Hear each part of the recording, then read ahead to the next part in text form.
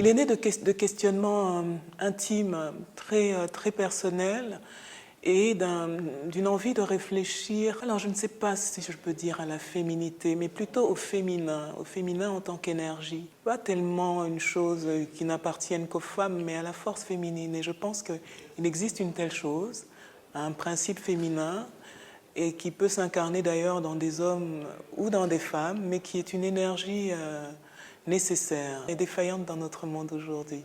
Alors le roman ne répond pas à la question de comment restaurer le féminin, mais il tente déjà de répondre à comment est-ce qu'on se construit comme femme. Et cette question-là est abordée dans la vie des personnages à travers leurs histoires familiales et notamment la relation mère-fille. Elle est abordée aussi dans un second temps à travers leurs amours, leurs histoires affectives et leurs orientations sexuelles. Donc je ne compte pas épuiser le sujet avec un seul roman, mais j'ai envie de m'intéresser à ces questions dorénavant. Jusqu'ici, j'ai beaucoup décrit des personnages de femmes, mais je n'avais pas vraiment de réflexion sur ce que c'est que d'être une fille. Ça m'arrive là maintenant, à 40 ans passés, il était temps.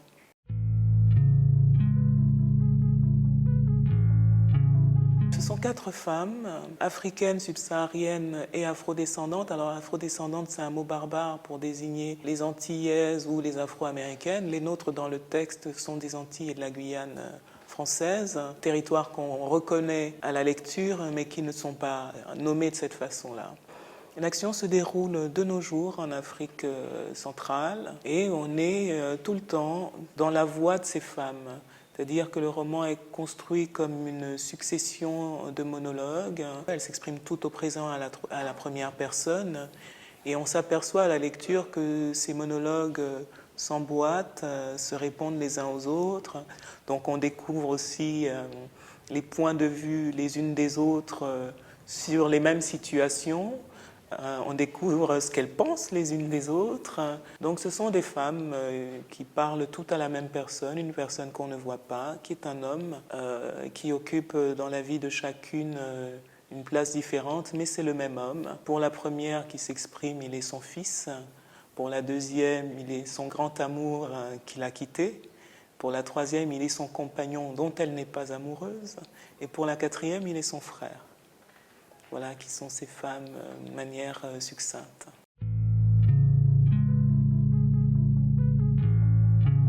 Ce qu'il dit du monde, c'est sa complexité, c'est la fragilité de l'être humain, mais dans cette fragilité, sa puissance aussi, la capacité de résilience, la possibilité de corriger ses erreurs, peut-être pas toutes, mais enfin cette possibilité.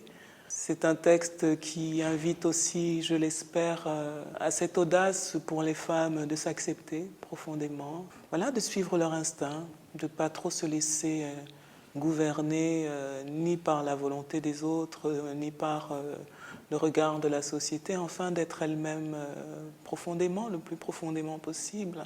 Je ne dis pas que les personnages y parviennent toujours, mais enfin elles ont des exemples dans le texte de ce qu'on pourrait faire, pour être une femme épanouie.